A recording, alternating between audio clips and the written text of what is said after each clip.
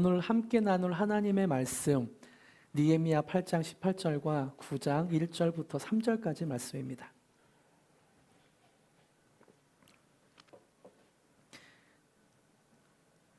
느헤미야 8장 18절과 9장 1절부터 3절까지 말씀.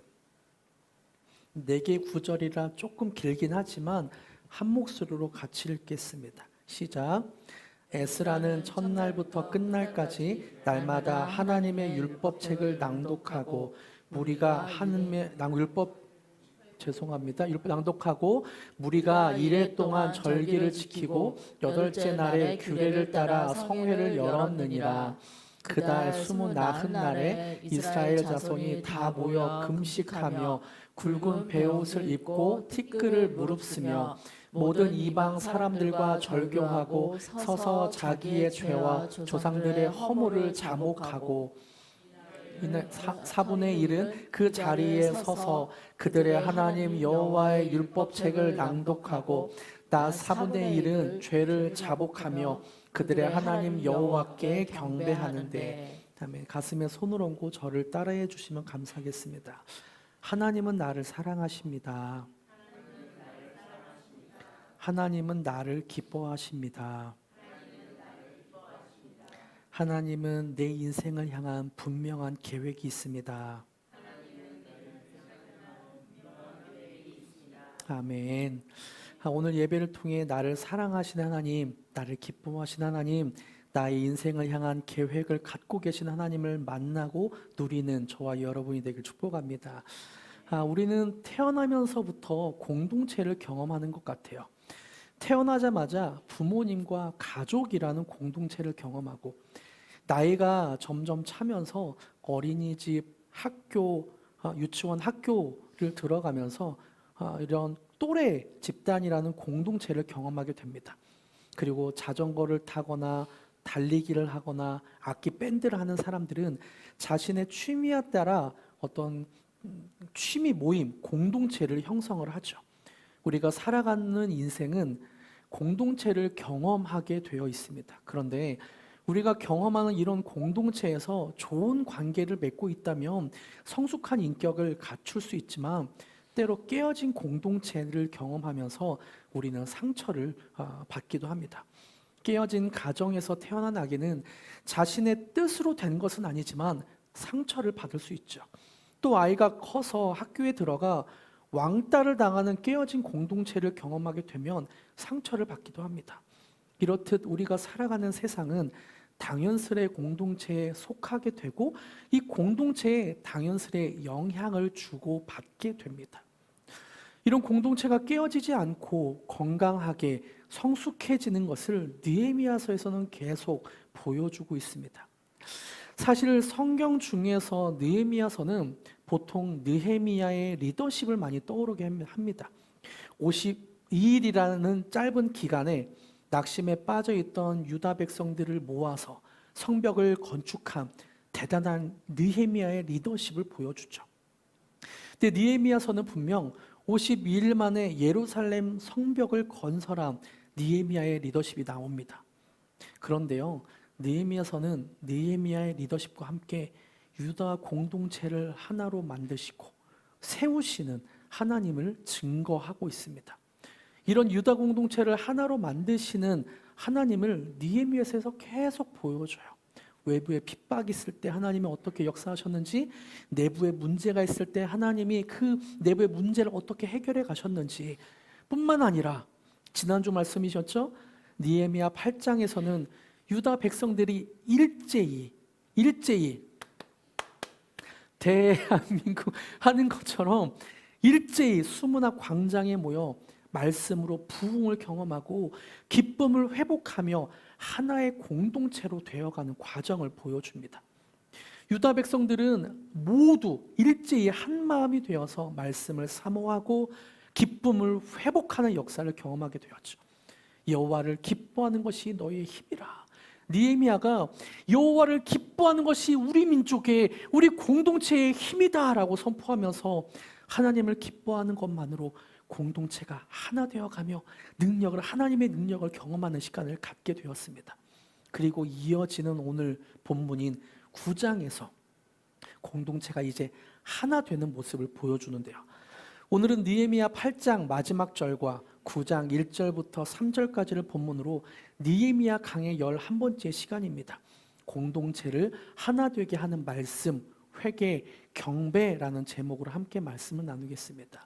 공동체를 하나 되게 하는 말씀, 회개, 경배 중에서 저는 특별히 회개를 조금 더 주목해서 좀 보고 싶어요.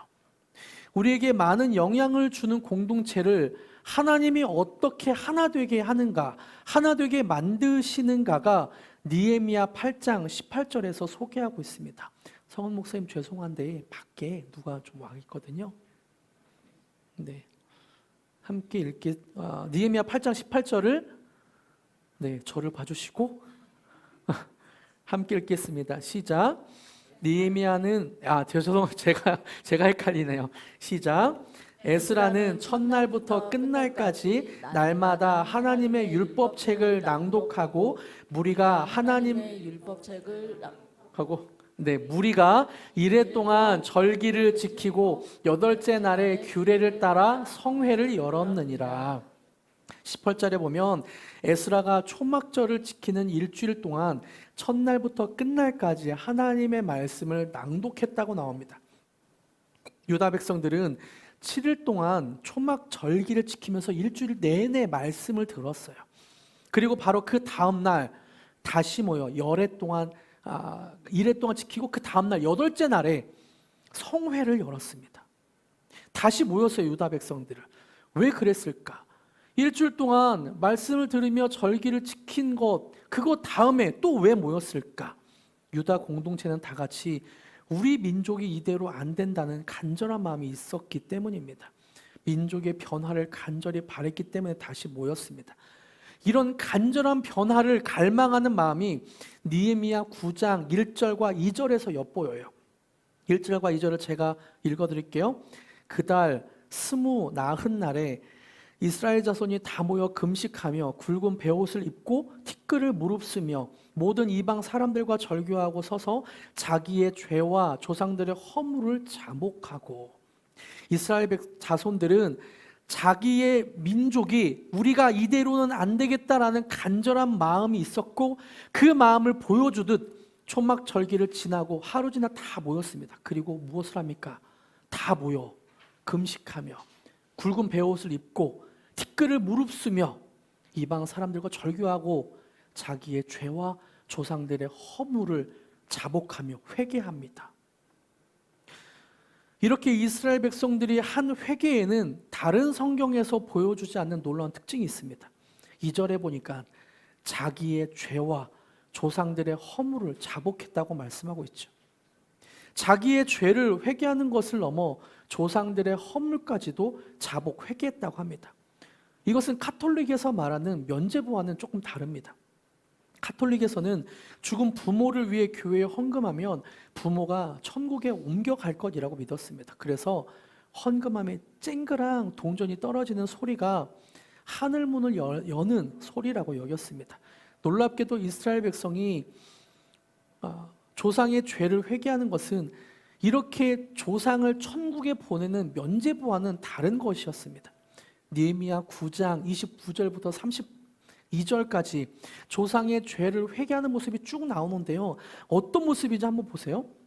다시 주의 율법을 복종하게 하시려고 그들에게 경계하셨으나 그들이 교만하여 그들이 준행하면 그 가운데서 삶을 얻는 주의 계명을 듣지 아니하며 주의 규례를 범하여 고집하는 어깨를 내밀며 목을 곧게 하여 듣지 아니하였나이다. 조상들이 이렇게 했다는 거죠. 그러나 주께서 그들을 여러 해 동안 참으시고 또 주의 선지자들을 통하여 주의 영으로 그들을 경계하시되 그들이 듣지 아니함으로 열방 사람들의 손에 넘기시고도 주의 크신 국률로 그들을 아주 멸하시지 아니하시며 버리지도 아니하셨사오니 주의 은혜로우시고 불쌍히 여기시는 하나님이시니이다. 우리 하나님이여 광대하시고 능하시고 두려우시며 언약과 인자하심을 지키시는 하나님이여 우리와 우리 왕들과 방백들과 제사장들과 선지자들과 조상들과 주의 모든 백성이 아수르 왕들의 때로부터 오늘까지 당한 모든 환난을 이제 작게 여기지 마시옵소서. 그리고 우리를 구원하시옵소서. 국률이 풍성하신 하나님, 은혜로우신 하나님, 우리 조상들이 이렇게 죄를 지었습니다. 그리고 우리가 이렇게 죄를 짓고 있습니다. 하지만 우리를 돌아보시고 우리를 구원하여 주시옵소서. 주의 국률과 은혜로 버리지 마시고 우리를 구원하여 주시옵소서. 유다 백성들은 조상들의 허물을 고백하며 이런 죄에도 불구하고 자신들을 회복시키는 하나님을 선포하는 거죠. 조상이 지었던 죄를 하나님께 자복하며 주의 크신 국률과 은혜로 자신들을 회복하실 것을 선포합니다. 유다 백성들은 이렇듯 공동체에 영향을 주는 조상들의 죄를 회개했습니다.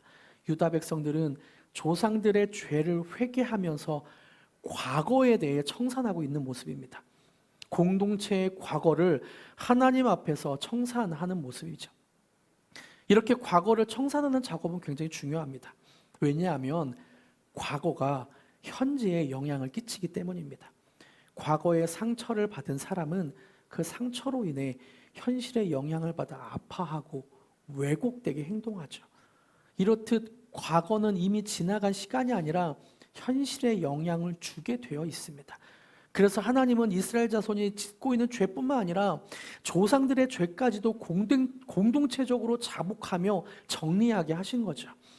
저는 이 장면을 상상해 보니까 이스라엘 백성들이 이렇게 공동체적으로 회개하며 하나님을 경험한 것을 상상하니까 우리나라에 있었던 사건이 연상이 됐습니다. 1905년 울사조약으로 한반도는 외교권을 박탈당했습니다. 청일전쟁의 승리를 일본이 거머쥐자 한반도의 주권을 야금야금 노리며 식민지화하고 있었습니다. 이런 암울한 시기에 선교사들이 모여서 이대로는 안 되겠다, 이대로는 안 된다, 이 한반도가 이대로는 안 된다라며 민족의 변화를 꿈꾸며 간절하게 기도하기 시작했습니다. 그리고 2년 후인 1907년 1월 14일 평양 장대현 교회에 수많은 사람들이 모여들기 시작했습니다. 전국 각지에서 많은 사람들이 모였어요.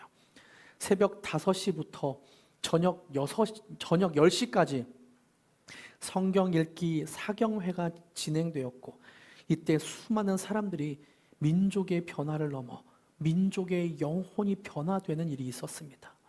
하나님이 회개의 역사를 주시고 민족을 부흥시키는 일이 있었어요.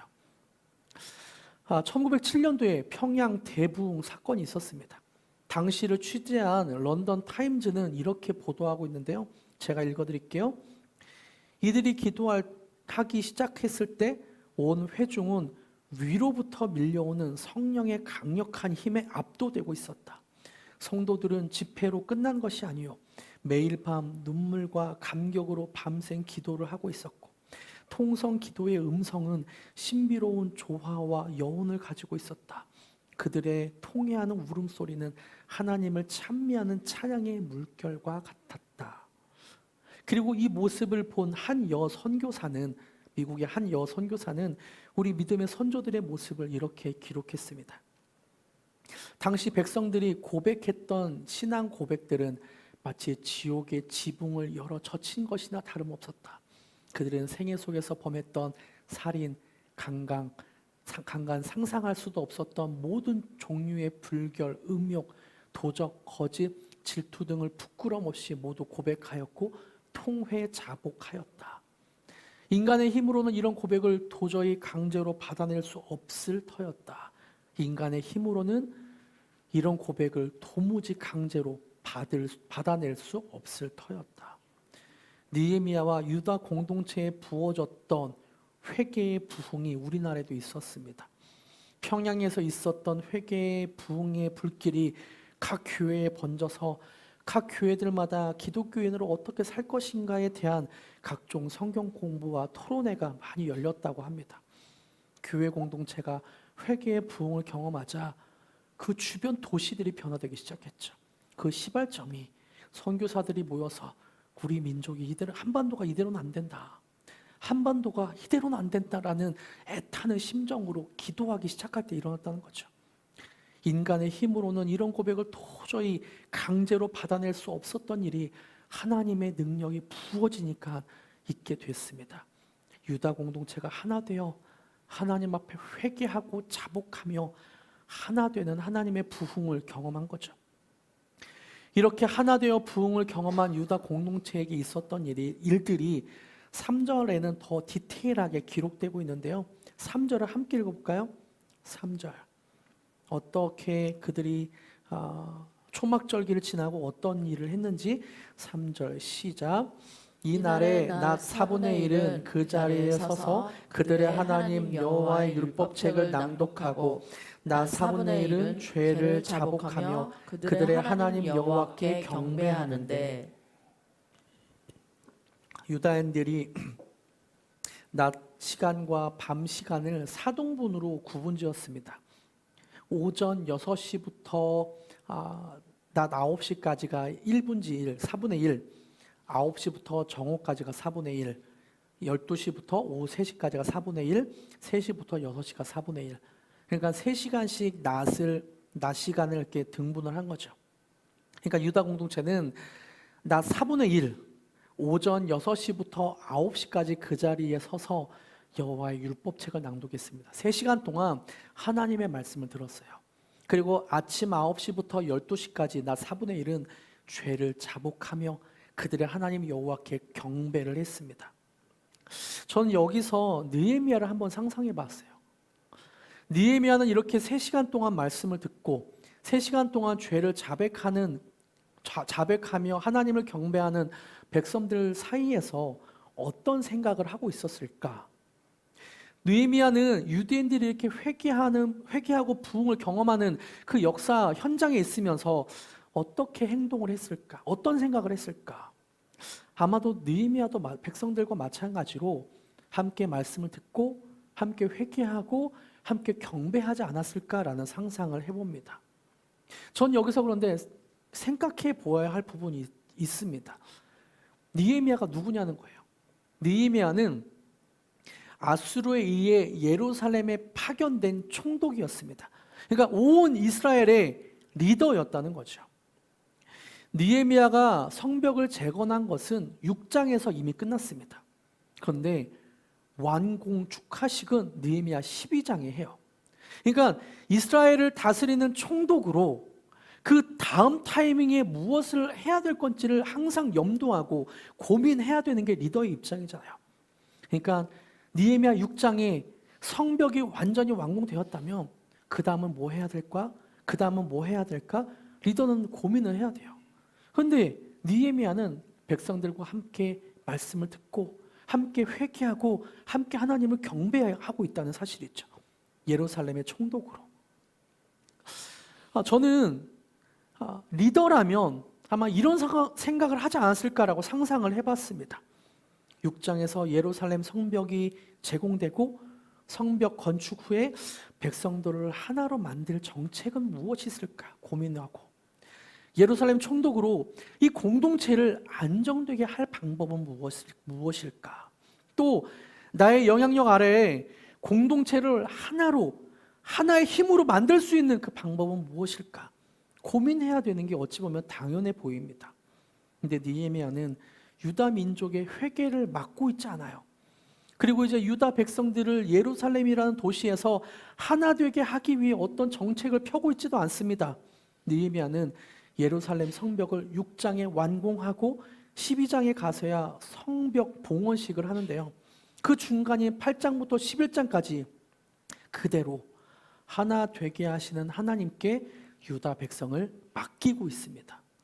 어찌 보면 느헤미야는 예루살렘 성벽을 완공하고 자신이 공동체를 하나 되게 하는 것보다, 자신의 어떤 정책으로 공동체를 하나 되게 하는 것보다 하나님이 유다 공동체를 하나 되게 하실 것을 믿었던 것 같아요.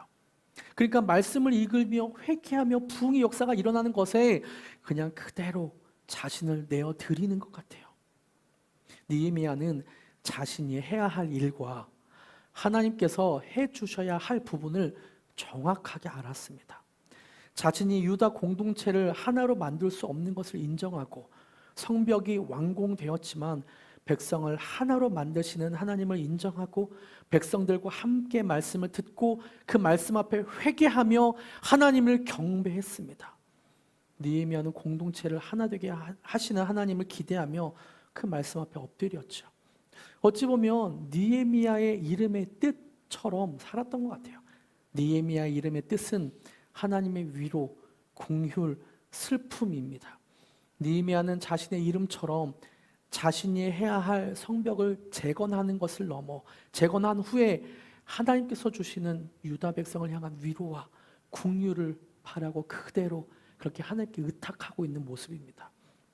이제 성벽을 세웠으니까 사람들이 예루살렘 성에 모이기 위해 어떤 예루살렘 도시를 활성화할 정책을 펴지 않고 예루살렘 도시를 계획하며 사람들이 모일 시장이나 예루살렘에 거주할 사람들에게 줄 특혜를 정책으로 만들지 않고 그저 하나님께서 주시는 위로와 긍휼을 유다 공동체에게 그대로 전하고 있습니다.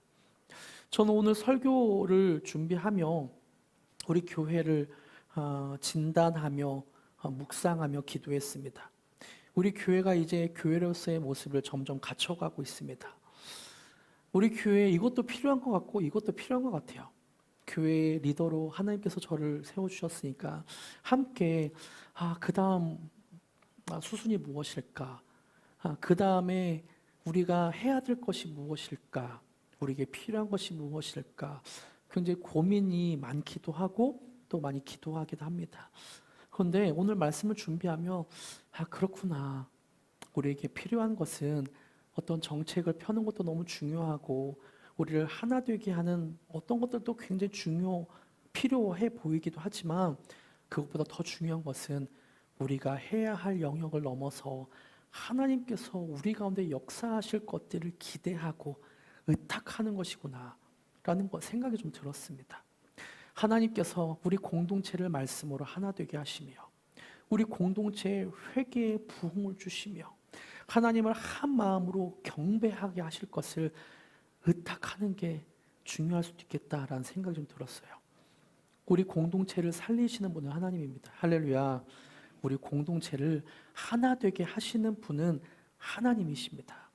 우리 공동체에 회복과 변화를 주시는 분은 하나님이십니다. 할렐루야. 합동신학대학원의 송인규 교수님은 회개와 부흥에 대해 이렇게 표현합니다. 회개는 죄에서 돌이켜 하나님을 향하는 것. 회개는 죄에서 돌이켜 하나님을 향하는 것인데 지속적인 회개만이 부흥을 가져온다.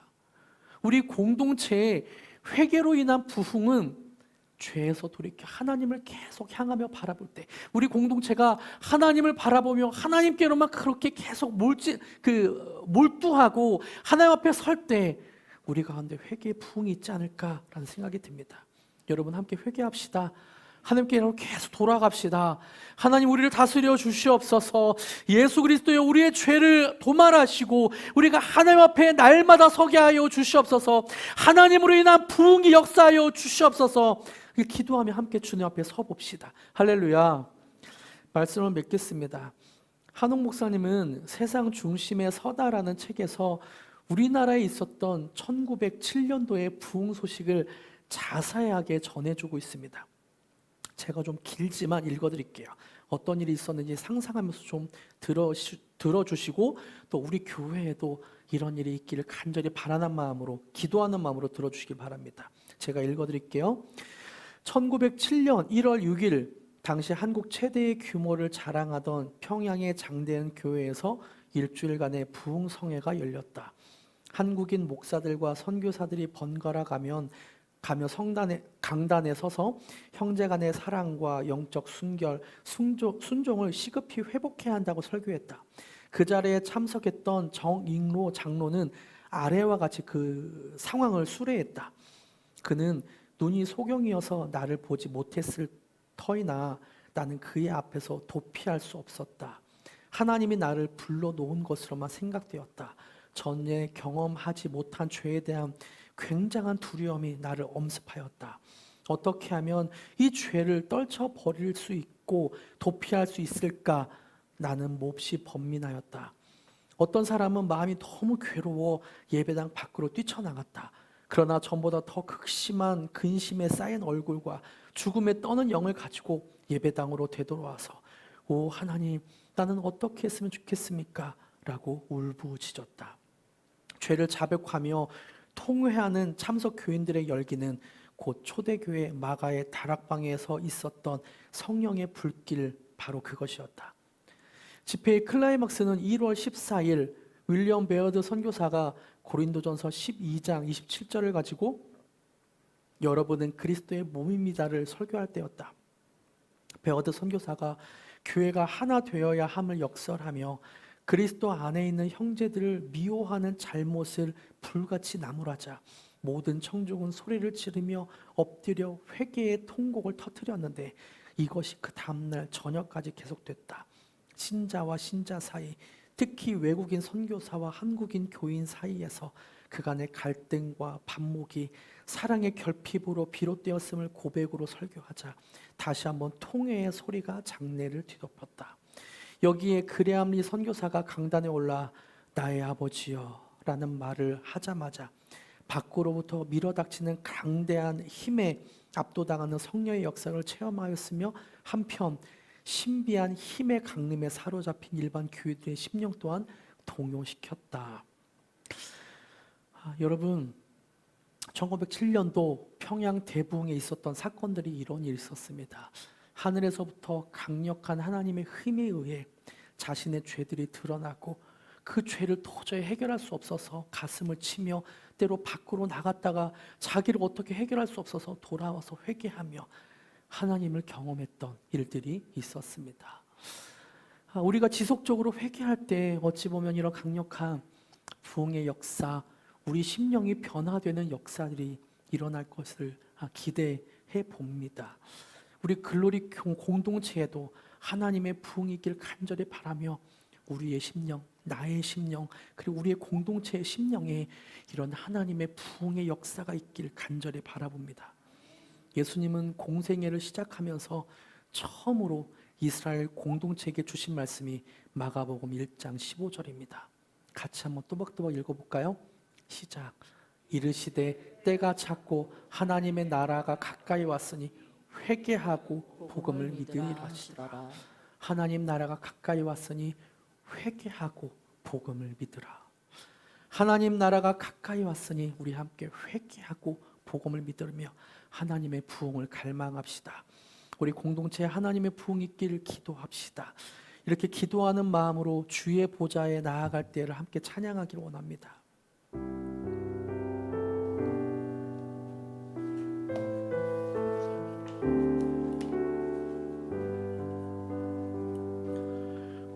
우리 보좌 앞에 모였네. 함께 주를 찬양하며 하나님의 사랑 그 아들 주셨네. 그의 피로 우린 구원받았네. 십자가에서 쏟으시 그 사랑 강같이 온 땅에 흘러 각 나라와 족속 백성 망원에서 구원받고 주 경배드리네.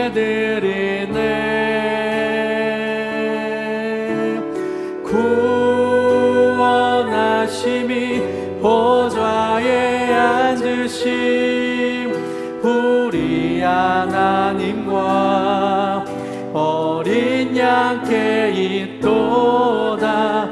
구원하심이 보좌에 앉으심 우리 하나님과 어린 양께 다시 한번 처음부터 고백합니다. 우리 보좌 앞에 모였네.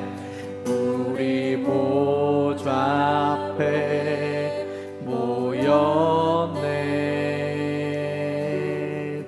함께 주를 찬양하며 하나님의 사랑 그 아들 주셨네. 그의 피로 우린 구원받았네. 십자가에서 쏟으신 그 사랑 강같이 온 땅에 흘러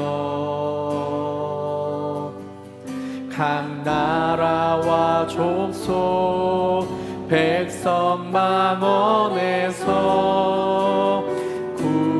구원받고 주 경배드리네.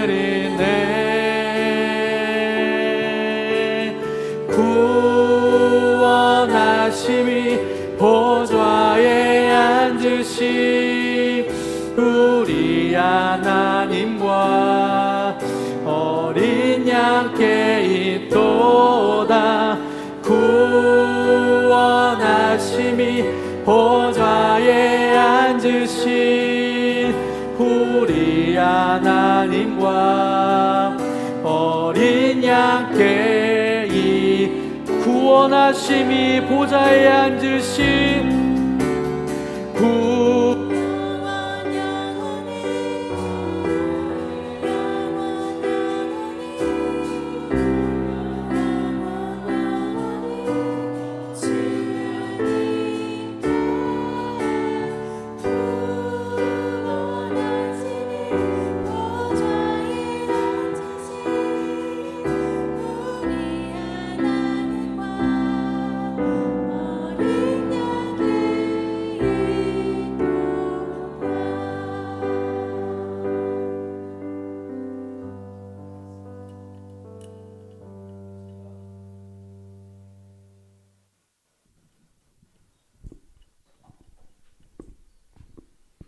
제가 기도하겠습니다.